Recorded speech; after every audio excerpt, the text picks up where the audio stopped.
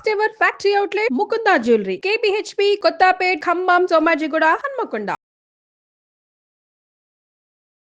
నమస్కారం, welcome to Suman TV. నేను గీతాంజలి. 2025వ సంవత్సరం వచ్చేసింది. మరి ద్వాదశ రాశుల్లో జన్మించిన వారి జాతక ఫలితాలు ఏ విధంగా ఉండబోతున్నాయి?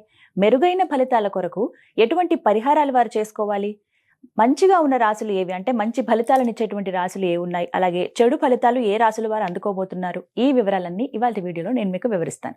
వివరించేందుకు ప్రస్తుతం మనతో పాటు ఉన్నారు ప్రముఖ జ్యోతిషులు బ్రహ్మశ్రీ నందిబట్ల శ్రీహరి శర్మ గురువు గారు. వారితో మాట్లాడదాం. గురుగారు నమస్కారం అండి. వాగర్థ వివ సంపృక్తౌ వాగర్థ ప్రతిపత్తయే జగతః పితరౌ వందే పార్వతీ పరమేశ్వరౌ. సదాశివ సమారంభాం శంకరాచార్య మధ్యమాం అస్మదాచార్య పర్యంతం వందే గురు పరంపరాం. ఆదిత్యాయ చ సోమాయ మంగళాయ బుధాయ చ గురు శుక్ర శనిభ్యశ్చ రాహవే కేతవే నమః. శృంగేరి జగద్గురు పీఠాధిపతులకి, కంచి పీఠాధిపతులకి నమస్కారములు తెలియజేసుకుంటూ కార్యక్రమాన్ని ప్రారంభిద్దాం. వీక్షించేటువంటి సుమన్ టీవీ ప్రేక్షకులకి గమనిక, ఇప్పుడు మనం చెప్పుకోబోయేటువంటి రాశి ఫలాలు ఏవైతే ఉన్నాయో అవన్నీ కూడా ఆంగ్ల నూతన సంవత్సర గమనాన్ని దృష్టిలో పెట్టుకుని జనవరి 1వ తారీఖు నుంచి డిసెంబర్ 31వ తారీఖు వరకు మాత్రమే ఉన్నటువంటి గ్రహాల స్థితిగతులను బట్టి వివిధ రాశుల వారికి ఏ విధంగా ఉండబోతుందో తెలుసుకుందాం.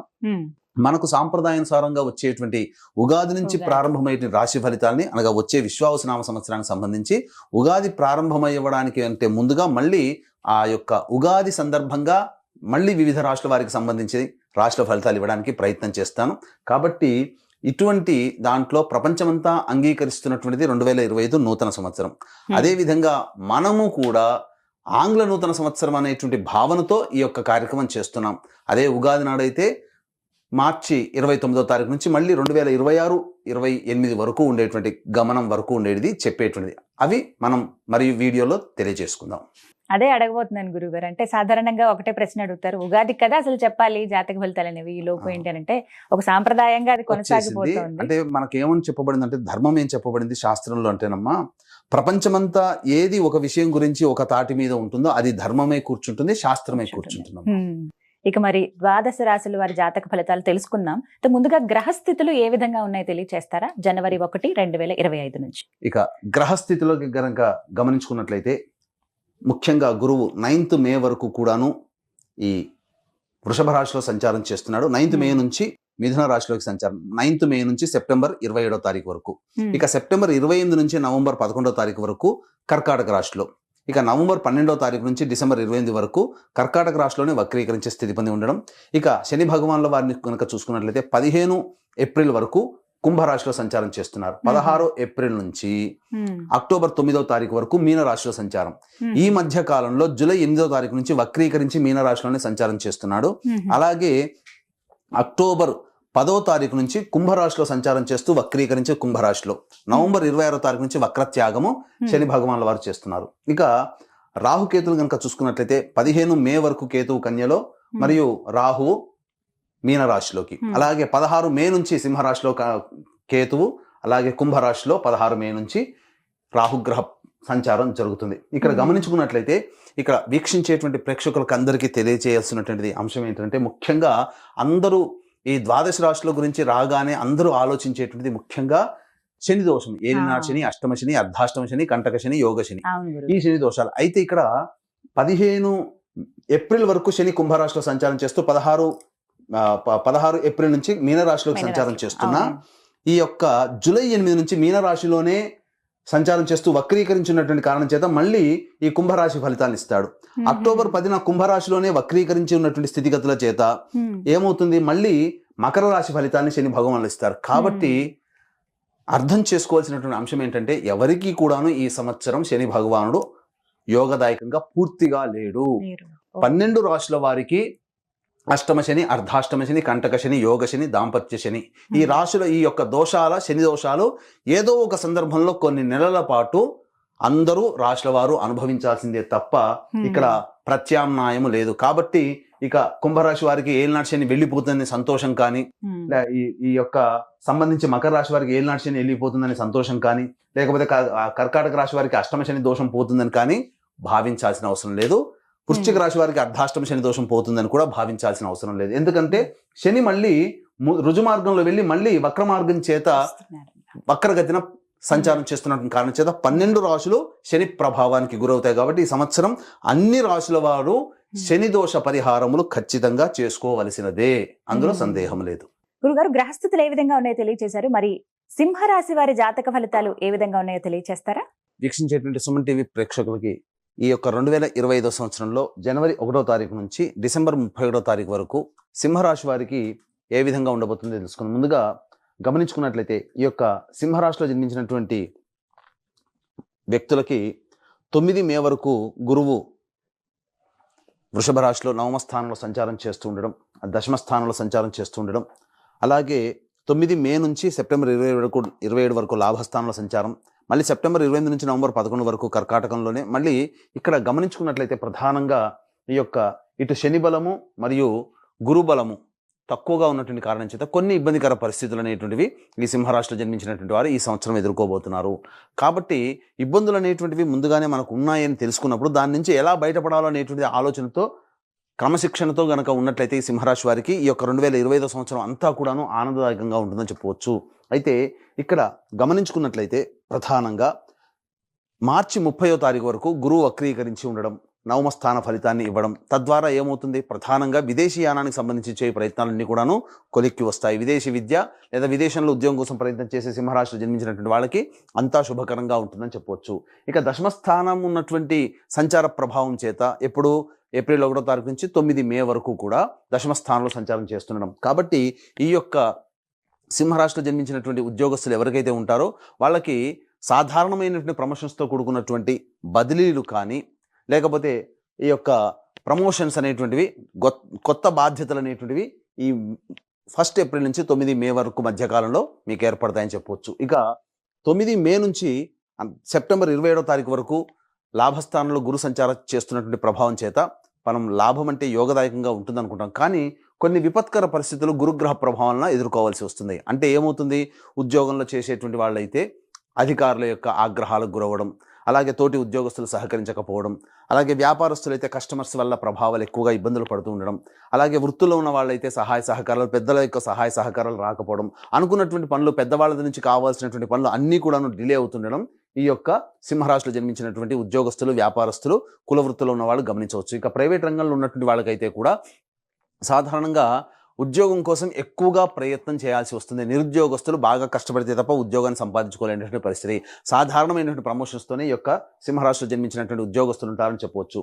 ఇక గమనించుకున్నట్లయితే ప్రధానంగా ఈ యొక్క శని ప్రభావం, శని 15 ఏప్రిల్ వరకు కుంభరాశిలో సంచారం చేస్తూ 16 ఏప్రిల్ నుంచి శని భగవానుల వారు అక్టోబర్ 9 వరకు మీనరాశిలో సంచారం చేస్తున్నాడు. కాబట్టి ఈ యొక్క సప్తమ శని నుంచి అష్టమ శని దోష ప్రభావం అనేటువంటిది 16 ఏప్రిల్ నుంచి ఈ యొక్క సింహరాశి వారికి ఏర్పడబోతుంది. అయితే అష్టమ శని దోషం వల్ల చాలా ఇబ్బందులు అనేటువంటివి ఉంటాయి. కానీ ఎక్కువ కాలం ఉంటుందా అంటే జూలై 8వ తారీఖు నుంచి మళ్ళీ వక్రీకరించి స్థితి పొంది ఉండడం, మళ్ళీ సప్తమ శని ప్రభావం కలిగి ఉండడం, తర్వాత అక్టోబర్ 10న కుంభరాశిలో సంచారం చేస్తూ వక్రీకరించి స్థితి పొంది ఉండడం, అక్టోబర్ 10వ తారీఖు నుంచి నవంబర్ 26వ తారీఖు వరకు ఉన్నటువంటి సమయం ఏదైతే ఉంటుందో ఈ యొక్క సింహరాశిలో జన్మించినటువంటి వారికి శని అనుకూలంగా ఉండేటువంటి సమయం ఈ సమయం మాత్రమే. మిగతా సమయంలన్నీ కూడాను ఇబ్బందికర పరిస్థితులు అనేటువంటి సింహరాశి వారికి గోచరమవుతున్నాయి. కాబట్టి మీరు ఏదైనా కానీ కింది వాళ్ళ సహాయ సహకారాలు కానీ, శని బలం ఉండి అనేక రకాలైనటువంటి అవకాశాలు ఏవైనా కావాలనుకునేటువంటి వాళ్ళు ముఖ్యంగా ఈ సంబంధించినటువంటి అక్టోబర్ 10 నుంచి నవంబర్ 26 మధ్యకాలంలోనే మీకు యోగదాయకంగా ఉంటుందని చెప్పవచ్చు. ఇక కేతు ఎప్పుడైతే రాశిలోకి ప్రవేశం చేసి 16 మే నుంచి ప్రవేశం చేస్తాడో, అలాగే సప్తమ స్థానంలో రాహు ప్రభావం ఉంటుందో, ముఖ్యంగా చేసేటువంటి ప్రతి పనులు కానీ, ఎదుటి వాళ్ళ నుంచి సహాయ సహకారాలు పొందేటువంటి స్థితిగతులు కానీ 16 మే నుంచి కొంత తగ్గుముఖం పడతాయి. జీవిత భాగస్వామి, వ్యాపార భాగస్వాములతో పొరపచ్చాలు వచ్చే అవకాశం ఈ యొక్క సింహరాశిలో జన్మించినటువంటి వారికి 16 మే తర్వాత ఉంది. కాబట్టి జాగ్రత్తలు పాటించండి. ముఖ్యంగా ఈ రాశిలో జన్మించినటువంటి రాజకీయ ప్రముఖులు ఎవరైతే ఉంటారో వారు ప్రజాదరణ కోల్పోయే అవకాశాలు ఉంటాయి. కాబట్టి జనరంజకంగా ప్రజలకి అభిప్రాయం మేరకు నడుచుకోవడం ద్వారా మీ యొక్క సొంత అభిప్రాయం కంటే కూడా ప్రజాభిప్రాయాన్ని దృష్టిలో పెట్టుకుని రాజకీయ రంగంలో ఉన్నటువంటి వాళ్ళు గనక చేసినట్లయితే తప్పకుండా చాలా మటుకు ప్రజల యొక్క ఆదరణ పొంది దోషములు తగ్గుతాయని చెప్పవచ్చు. ముఖ్యంగా ఏదైతే గొప్ప పదవి కానీ లేకపోతే గొప్ప బాధ్యతలు కానీ ఆశిస్తుంటారో కొంత నిరాశ పడక తప్పదు అని చెప్పవచ్చు. ఇక ఈ యొక్క సింహరాశిలో జన్మించినటువంటి కళారంగంలో ఉన్నటువంటి వారు సినీ రంగము, టీవీ రంగము, అలాగే electronic and printing media, social media, ఇటువంటి రంగంలో నాటక వృత్తులు, సంగీతము, సాహిత్యము, సంబంధించినటువంటి నాటకాలు, వీటన్నిటిలో నాట్యములు, వీటన్నిటి వృత్తుల్లో అనగా కళారంగంతో సంబంధం ఉన్నటువంటి అన్ని వృత్తుల్లో ఉన్నటువంటి వాళ్ళకి ఆదాయం అంతంత మాత్రంగా ఉంటుంది. వచ్చిన ప్రాజెక్టులన్నీ దగ్గర దాకా వచ్చి వెనక్కి వెళ్ళిపోతాయి. అయితే చెప్పిన విధంగా అక్టోబర్ 10 నుంచి నవంబర్ 26 మధ్య కాలంలో మాత్రం మీరు సంవత్సరం అంతా ఇబ్బంది పడుతున్నటువంటిదంతా ఈ అక్టోబర్ 10 నుంచి నవంబర్ 26 మధ్య కాలంలో ఉన్నటువంటివి మీకు తొలగిపోతాయి అని చెప్పవచ్చు. ఇక గమనించుకున్నట్లయితే ప్రధానంగా ఈ యొక్క సంబంధించినటువంటి విద్యార్థులు బాగా కష్టపడితే తప్ప ఫలితాన్ని పొందలేనటువంటి పరిస్థితి. గురుగ్రహ ప్రభావము మనకు ఈ యొక్క సింహరాశిలో జన్మించినటువంటి వారికి సెప్టెంబర్ 27వ తారీఖు మే 9 నుంచి సెప్టెంబర్ 27వ తారీఖు మధ్య కాలంలో అనుకూలంగా లేని కారణం చేత కొన్ని ఇబ్బందికర పరిస్థితులు. కాబట్టి విదేశీయానం విదేశీ ప్రయత్నం చేసేటప్పుడు ఆచితూచి స్పందించండి. దైవానుగ్రహాన్ని పెట్టుకొని ఈ మే 9 నుంచి సెప్టెంబర్ 27 మధ్య కాలంలో కనుక మీరు ప్రయత్నం చేస్తే అనుకున్న విధంగా విదేశీయానము చేయవచ్చు. పరీక్షలలో కూడా ఎక్కువగా కష్టపడాలి. పోటీ పరీక్షలు మే 9 నుంచి సెప్టెంబర్ 27 మధ్య కాలంలో ఉన్నట్లయితే మీరు అంచనా వేసుకున్నటువంటి పోరాటం కంటే కూడా ఎక్కువగా పోరాడితే తప్ప మీరు అనుకున్నటువంటి ఫలితాలు పొందలేకపోతారు. జ్ఞాపక శక్తి కొంత తక్కువగా ఉండే అవకాశం ఉంది. కాబట్టి ధ్యానం అలవాటు చేసుకునే ప్రయత్నం చేయండి. అయితే మే 9 లోపల ఏవైతే పోటీ పరీక్షలు ఉంటాయో వాటిట్లో మాత్రం మీరు సంపూర్ణమైనటువంటి విజయాన్ని పొందుతారని చెప్పవచ్చు. ఇక ఈ యొక్క సింహరాశిలో జన్మించినటువంటి రైతులకైతే ప్రధానంగా గమనించుకున్నట్లయితే 2 పంటలు అనేటువంటివి సాధారణమైనటువంటి లాభాలు అనేటువంటివి పొందుతారు.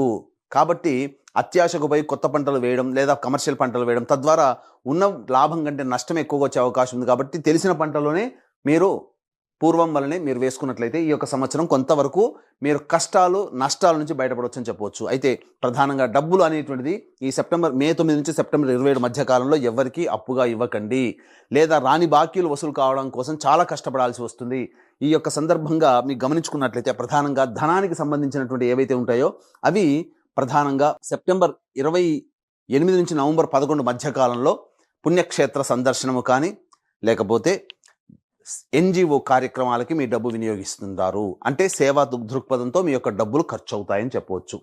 ఇక గమనించుకున్నట్లయితే ఈ యొక్క ప్రధానంగా మళ్ళీ నవంబర్ 12 నుంచి డిసెంబర్ వరకు కూడా కర్కాటకంలో వక్రీకరించినటువంటి కారణం చేత మే 9 నుంచి సెప్టెంబర్ 27 మధ్య కాలంలో ఎలాంటి పరిస్థితులు ఉంటాయో నవంబర్ 12 నుంచి డిసెంబర్ 28 వరకు కూడాను అలాంటి పరిస్థితులే మీకు ఉంటాయని చెప్పవచ్చు.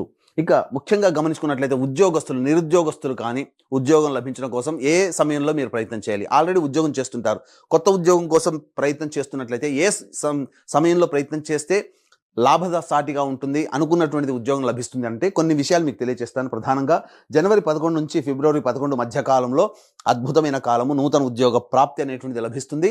లేదా కొత్త ఉద్యోగం కోసం ప్రయత్నం ఈ సమయంలో చేస్తే చాలా బాగుంటుంది. అలాగే ఇంకొక సమయం ఏంటంటే మే 13 నుంచి జూన్ 14 మళ్ళీ జూలై 15, మే 13 నుంచి జూలై 15 మధ్య కాలము అద్భుతమైనటువంటి సమయం. ఈ సమయంలో కూడా మీరు కొత్త ఉద్యోగం కోసం ప్రయత్నం చేయొచ్చు. నిరుద్యోగస్తులకి ఈ యొక్క మే 13 నుంచి జూలై 15 మధ్య కాలంలో ఉద్యోగం లభించే అవకాశం ఉంటుంది. ఇక మళ్ళీ ఎప్పుడు ఉంటుంది మళ్ళీ ఈ సంవత్సరంలోనంటే అక్టోబర్ 16 నుంచి నవంబర్ 15 మధ్య కాలంలో మీరు ఏదైతే కొత్త ఉద్యోగం కోసం ప్రయత్నం చేస్తారో కొత్త ఉద్యోగంలో మీరు రాణించేటువంటి అవకాశం ఉంటుంది. ఇక ప్రధానంగా ఎఫ్ఎంసీజీ రంగము, ఫుడ్ సంబంధించినటువంటిది, జనరల్ స్టోర్స్, రెస్టారెంట్ బిజినెస్, విద్యాలయ సంస్థలు నడిపేటువంటి వాళ్ళు, అలాగే జ్యువెలరీ రంగంలో ఉన్నటువంటి వారు, పూజా స్టోర్సు, పండ్ల వ్యాపారస్తులు, పికిల్ అనగా కర్రీ పాయింట్ నడుపుకునేటువంటి వాళ్ళు, తీర్థయాత్రలు చేసేటువంటి వాళ్ళు, ఇట్లాంటి వ్యవహారం సూపర్ మార్కెట్ నడిపేటువంటి వాళ్ళు, ఎవరైతే ఫుడ్కు సంబంధించినటువంటి వ్యవహారంలో ఉన్నట్టున్నారో వాళ్ళు ఏదైనా వ్యాపార విస్తరణ చేయాలి అనుకున్నప్పుడు మీరు జనవరి 1 నుంచి మే 9వ తారీఖు లోపలనే మీరు ప్రయత్నాలు ప్రారంభించండి. తత్ఫలితంగా మీరు ఆ మే 9 తర్వాత చేసే ప్రయత్నాలన్నీ కూడాను మందకొడిగా సాగుతాయి. లాభం కంటే కొంత నష్టం కూడా చవి చూడాల్సి వస్తుంది. కాబట్టి మే 9 లోపలనే, జనవరి 1 నుంచి మే 9 లోపలనే ఈ రంగంలో ఈ వృత్తుల్లో ఉన్నటువంటి వాళ్ళు తప్పకుండా ప్రయత్నం చేస్తే మీరు అభివృద్ధి బాటలో ఉంటారని చెప్పవచ్చు. ఇక చర్మ సంబంధమైనటువంటి చర్మ సంబంధమైనటువంటి వ్యాపారస్తులు, స్టీల్ వ్యాపారస్తులు, ఐరన్తో వ్యాపారం చేసేటువంటి వాళ్ళు, ఎడిబుల్ ఆయిల్స్, అలాగే సంబంధించి ఆటో ఆయిల్స్ రంగంలో ఉన్నటువంటి వాళ్ళు, ఐరన్తో ఉన్నటువంటి ఏ వృత్తిలో ఉన్నటువంటి వాళ్ళైనా కానీ ప్రధానంగా అక్టోబర్ 10 నుంచి నవంబర్ 26 మధ్య కాలంలో ఉన్నటువంటి సమయం అద్భుతంగా ఉంటుంది. ఈ సింహరాశిలో జన్మించినటువంటి వారికి నూతన ప్రయత్నాలు అనేటువంటి చేయకుండా ఉండడమే మేలనేటువంటి విషయాన్ని గమనించుకోవాలి. ఈ యొక్క సింహరాశిలో జన్మించినటువంటి వారికి ప్రధానంగా మే 9వ తారీఖు లోపల లాయర్లుగా ఉన్నటువంటి వాళ్ళకి ప్రమోషన్స్ అనేటువంటి ఉంటాయి, పదవి లభిస్తుంది. అలాగే రియల్ ఎస్టేట్ రంగంలో ఉన్నటువంటి వారు కొత్త ప్రాజెక్టులు చేపట్టకపోవడమే చాలా మంచిది అనేటువంటి విషయాన్ని గమనించుకోవాలి. ఉన్న ప్రాజెక్టుని కంటిన్యూ చేసుకుంటూ ఏదైనా కానీ అభ్యంతరంగా ఇంకా నిరభ్యంతరంగా చేయాలి, తప్పదు, గత్యంతరం లేని పరిస్థితుల్లో వ్యాపార విస్తరణ చేయాలని అంటే ఎక్కువ డబ్బుని అప్పుగా తెచ్చి మాత్రం చేయకండి. ఉన్న దాంతోనే మీరు సర్దిపుచ్చుకునే విధంగా ఈ సంవత్సరం గడుపుకున్నట్లయితే సింహరాశిలో జన్మించినటువంటి రియల్ ఎస్టేట్ వ్యాపారస్తులు, లాయర్ సంబంధించినటువంటి వాళ్ళు, మైనింగ్ వ్యాపారస్తులు, వీళ్ళందరూ కూడా ఎలక్ట్రికల్ అండ్ ఎలక్ట్రానిక్స్ రంగంలో ఉన్నటువంటి వారు వీళ్ళందరికీ కూడాను యోగదాయకంగా ఉంటుంది. ఎప్పుడు ఎక్కువగా డబ్బులు అప్పు తెచ్చి పెట్టుకోకుండా ఉన్నట్లయితే. ఇక గమనించుకున్నట్లయితే ప్రధానంగా ఈ యొక్క సింహరాశిలో జన్మించినటువంటి వారికి ఈ సంబంధించినటువంటి అన్ని రంగాలలో ఏ సమయంలో బాగుంటుంది, జనవరి 1 నుంచి మే 9 తారీఖు వరకు, అలాగే అక్టోబర్ 10 నుంచి నవంబర్ 26 తారీఖు మధ్యకాలంలో కొంతవరకు యోగదాయకమైనటువంటి పరిస్థితులను పొందుతారు. ఏ తర్వాత చెప్పొచ్చేది ఏమిటంటే ఈ యొక్క రాశిలో జన్మించినటువంటి వారికి శుభాశుభ మిశ్రమం అనేటువంటిది ఉంటుంది. ఈ రాశిలో జన్మించినటువంటి స్త్రీలు కుటుంబంలో పేరు ప్రఖ్యాతులు సంపాదించుకోవడం కోసం చాలా కష్టపడాల్సి ఉంటుంది. అలాగే మీరు ఎంత ప్రయత్నం చేసినా, మీరు ఎంత అభిమానాన్ని, ప్రేమను చూపించినా కుటుంబ సభ్యుల నుంచి అంతగా మీరు ఎక్స్పెక్ట్ చేసేటువంటిది రాకపోవడం, తద్వారా కొంత మానసికమైనటువంటి వ్యధకి గురయ్యేటువంటి అవకాశాలు గోచరమవుతున్నాయి. అయితే ప్రధానంగా గమనించుకున్నట్లయితే ఈ యొక్క మే 9 నుంచి సెప్టెంబర్ 27 మధ్య కాలంలో ఈ యొక్క సంబంధించినటువంటి రాశిలో జన్మించినటువంటి స్త్రీలకి అనారోగ్య సమస్యలు పెరిగేటువంటి అవకాశం ఉంటుంది.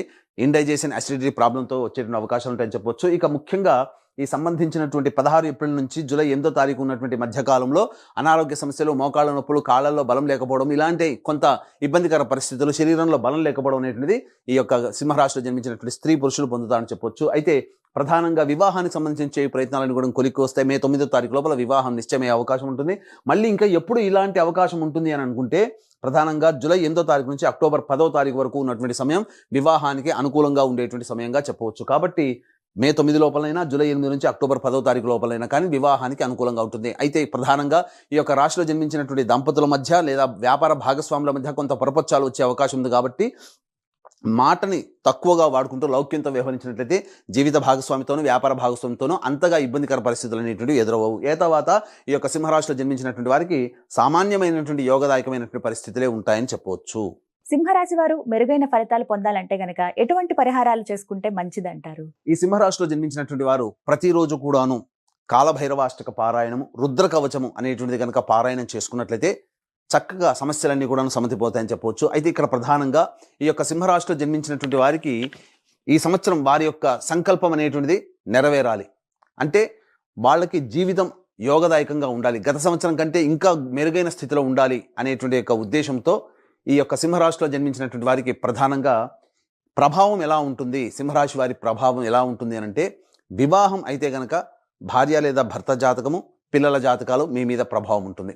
అలాగే వివాహం కాకపోతే తల్లిదండ్రులు, తోడబుట్టిన వాళ్ళ జాతకం ప్రభావం కూడా మీ మీద ఉంటుంది. కాబట్టి ఈ యొక్క సింహరాశిలో జన్మించినటువంటి వారికి చక్కగా దైవానుగ్రహం తక్కువగా ఉన్నటువంటి కారణం చేత దైవానుగ్రహం అందరికీ అందించాలనేటువంటి ఒక సదుద్దేశంతో ఈ 2025 సంవత్సరంలో మీ రెజల్యూషన్స్ అన్నీ కూడా పూర్తి చేయించాలనేటువంటి సదుద్దేశంతో ఈ యొక్క జనవరి 13వ తారీఖు రోజున అద్భుతమైనటువంటి రోజు, పుష్య పౌర్ణమి రోజు, ఆ రోజున శ్రీకారం చుట్టబోతున్నాం. ప్రతి నెల ఒక్కొక్క పుణ్యక్షేత్రంలో మీ కుటుంబ సభ్యుల గోత్రనామాదులతో సర్వదోష నివారణ పూజలు, హోమాలు అనేటువంటి చేయించడం జరుగుతుంది.